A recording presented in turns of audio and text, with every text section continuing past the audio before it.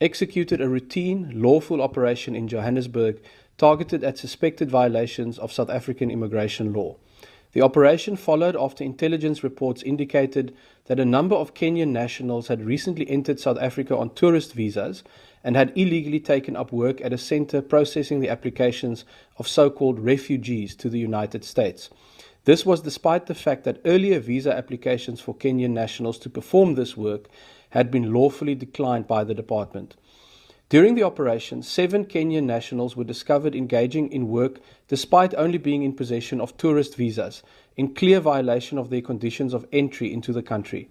They were arrested and issued with deportation orders and will be prohibited from entering South Africa again for a 5-year period.